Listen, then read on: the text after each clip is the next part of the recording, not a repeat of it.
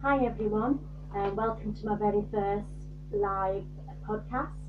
I'm here tonight to talk about my parents, my mum and my dad. My dad had dementia, vascular dementia. He died last year in March 2016. He'd had it for about 3, maybe 4 years, and mum and dad lived together at home. So they'd always muddled along together and got on as well as they could. Mum also had Alzheimer's at that time, but because the two of them were together, the symptoms never seemed to be that strong. So they seemed to muddle along and did okay. So when Dad died, he had a fall, broke his wrist, went into hospital, died 6 weeks later, very fast, never came out of hospital. Mum struggled to come to terms with that, as anybody would, but because of her dementia, Alzheimer's, she went downhill fast. And where other people would grieve normally, Mum just couldn't come to terms with it, couldn't understand. So we were constantly going back to day one, explaining what happened. She became more confused. She would start forgetting things around the house. She'd go searching for Dad into Ormskirk, searching for the Labrador dogs that she hasn't had for years, and constantly phoning myself and my brothers to come and sort something out, or if she was frightened or worried. Things went on, and it slowly got worse. Mum would take food out of the freezer, defrost it, these pingy dinners that are very simple for elderly people. Then she would forget she's defrosted it, change her mind, put it back in the freezer, and then defrost it again and try to eat it again. So consequently, she gave herself food poisoning and ended up in Southport Hospital. From there, she's lots of water infections, which just seems to add more and more to her confusion. So from hospital, she went into a care home where she is now. 95% of the time, she's quite happy where she is. Then she will be confused again and not know why she's there. We've gone through every kind of emotion, from tears to laughter and back again. You visit her and you have a lovely conversation with her, and then half an hour later somebody else will come to visit and she won't even remember that you've been in the first place. So it's extremely difficult to come to terms with.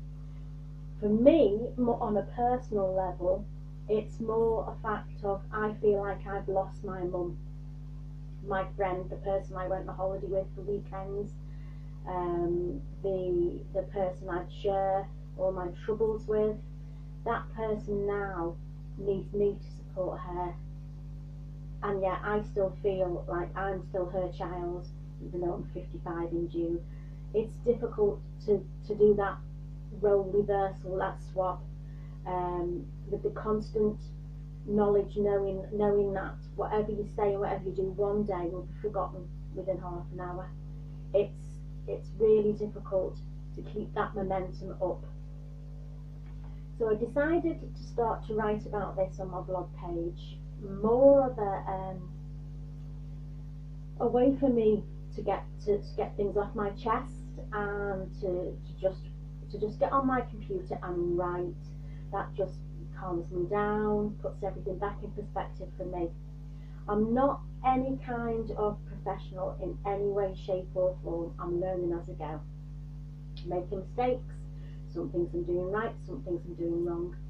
I've got a fabulous family and wonderful support system with friends who take me for coffee, and we'll talk things through, and that's great. So I just thought, if I did something like this on my blog page, on here, on Twitter, that it will give other people who maybe don't have that support system I've got behind me to be able to relate to what I'm going through and get some kind of comfort from that. So if this in any way, shape or form helps, then super. If you've got any questions while I'm chatting, type them through. I'm not sure whether they come on this screen. I will do my best to see it as I go along and try and answer any questions. So yeah, fire away with all the questions as much as you want. We have good days and bad days with Mum. The worst one has been recently when I went to visit her, and as soon as you go into the room, she has a lovely room with a little ensuite. It's really sweet. Looks onto the back of the gardens where she is, and it's really nice. It's a pleasant view. It's a lovely sized room, and we've managed to put our own pictures in for her. We've put in photographs of the family and her dogs. We've brought in pictures from home and ornaments from home, trying to make it as pleasant as we can. But if you bring anything in that's too new, she doesn't recognise it, and she gets agitated because she thinks it belongs to somebody else, and she gets it in her mind that she wants it back. And it's usually her sister, her elder sister, that she thinks things belong to her and she wants them back.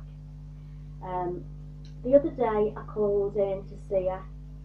She's having a particularly bad day, and very, very upset that she's got another water infection. And if you have a water infection when you're elderly, Mum's 83, it really affects the mind and exaggerates all of the confusion normally and heightens it, makes it worse. And she's on antibiotics for this, but it's a recurring thing. I've been told that once they get it at a certain age, along with Alzheimer's, sometimes it never really clears, and it just keeps on reoccurring and reoccurring. So Mum has this water infection, and it was in between one finishing, so was finishing one lot of antibiotics. We had to have a gap before we could start the second lot of antibiotics. So in this gap, everything becomes extremely worse.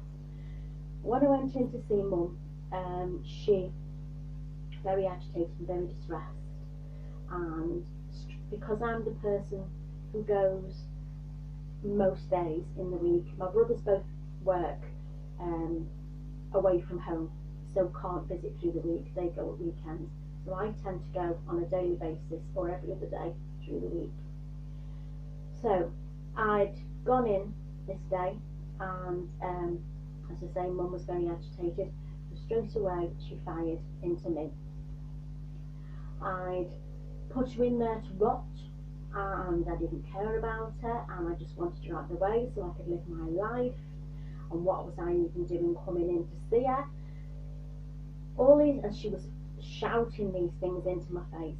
Now I can honestly say with my hand on my heart, I can't ever remember my mum shouting at me even when I was a child. I just can't remember it. She must have done, you know, all mums do, but I can't ever remember her doing this. So that was a shock. So I sat on the edge of the bed, and with her next to me, and she was shaking and sweating and pale, which is a sign that she, you know, of a water infection. That's how she shows the signs. So I tried to calm her down and distract her, which usually I can do when we start chatting about something else, something from the past, and we can get laughing and joking, and then, you know, we have a nice visit. Nope, nothing was going to work this day. So I'm looking around the room, desperately trying to find something else to change the atmosphere, because she was just so agitated. And I could see all the photographs of Dad were upside down, and some were in the bottom of the wardrobe. So I said to her, why have you turned all of Dad's photographs upside down? So she said, well, she said, he wasn't very nice to me when he was alive, so I'm not being very nice to him. He can live in the wardrobe. Which now sounds quite funny. At the time, I was just horrified, because this just wasn't my mum. She would never say anything like that. She's so, how can I put it? She would she would never rock the boat. She would just go along with things for a peaceful life. So for her to say that and be so forceful saying that really was, quite a strong thing. So I said, let's go and have to the lounge and have a cup of tea. And no, I had to, in the end, she just said to me, get out, go. She had her arms folded and, very stern face. So I just thought, right, okay, best just to walk away from this. So I got up and I walked into the lounge down the corridor and so I left Mum in her room. And a few of the ladies that work in the home I grew up with, which is lovely for me, because for me it means that they know Mum as she was then and not just as she is now, which is really, it's quite important to know the person behind the illness. So I was talking to one of these ladies and she explained it in a really good way, and it stuck in my mind. And she said, don't take it personally, it's the moment in time that your mum is in, because that moment will move and then she'll be somewhere else. It's the way her mind's working, it's the way Alzheimer's attacks the mind. So we were chatting, and next thing this lady said to me, oh, your mum's coming up the hall. And when I looked, Mum's storming up the hallway, still blazing mad with me, come flying into the lounge, and she said, I told you to go, get out now. So I turned and went to go down the lift, and tears were streaming down my face. It was horrendous. And one of the carers just said to me, go Sandra, we'll deal with her. She'll be fine, you go. So I did, and I got in the lift and went downstairs and got out to the car. I couldn't drive, I couldn't even see. I never ever felt so distraught, and I didn't know what to do. So I phoned my brothers to give them a heads up, just in case they were popping in, just to warn her. And even my younger brother turned around to me and he said, it's the moment in time that she is. It's nothing. It's not firing at you. She's angry. She's confused. She's lashing out, and you're there, which I know was just so hard to take on board. So anyway, so eventually I managed to drive the car. Went to see another friend and went for lunch to calm down. And my brother, this was a Friday, so when my younger brother was coming back from working away, and he called in, and we had a conversation about this, so we knew what to expect. Went in ready and prepared. Walked in, Mum was in the lounge having a cup of tea, chatting to a couple of the other ladies, laughing and joking, having a fabulous time, really enjoying the company around her. TV was on, music was on. So my brother started to chat to her. She was fine, not a problem. And he said to her, has Sandra been to visit today? And my mum went, no, she's not been today. She must be busy. Maybe she'll come tomorrow when she's not quite so busy. So there you go. That moment in time had come and had gone. She had no recognition of me being there at all. Obviously would be mortified if she ever thought she said what she said and how she said it. No memory of it whatsoever. So the following day I went in to see her, and I took her elder sister for a visit, and she said she was coming with me as a bit of moral support. And I must admit, I was apprehensive to go and see Mum, because I didn't know whether it was going to be a case of she was aiming at me, or whether it really was that moment in time. And you do put blame on yourself, and it absolutely tears your heart out. And you think, have I made the right decision? Did we exaggerate what we said, and that's why she's in? Could she be okay on her own? All these questions go through your mind, and then she couldn't, and I know she couldn't be on her own.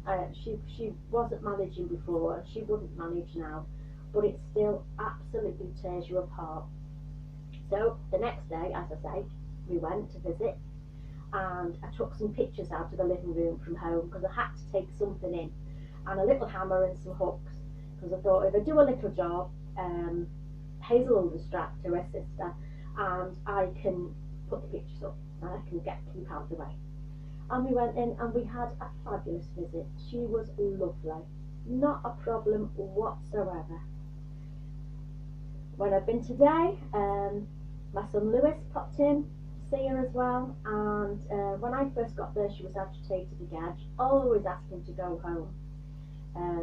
Never knows why she's there. We have to go through the whole thing from start to finish.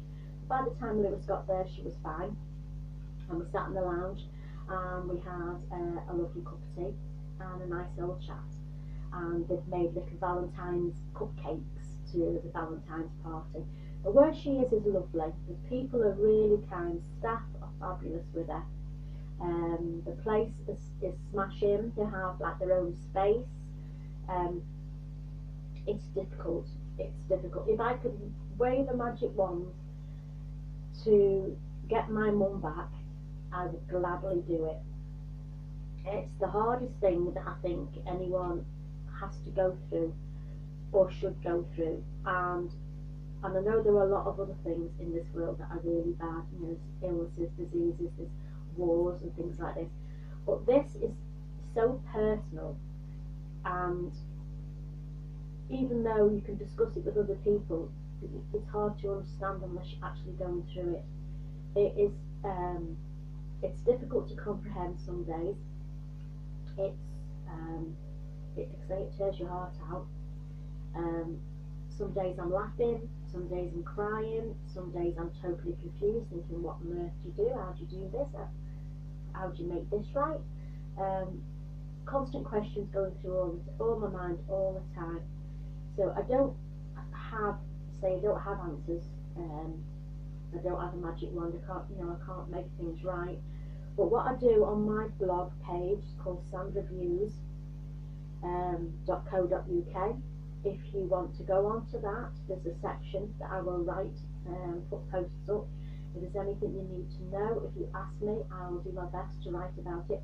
I'm not qualified in any way. I don't have any certificates. I don't have any degrees in any of it. All I have is my mumbling through and how I've managed and things I pick up along the way. So please feel free to pop onto that page.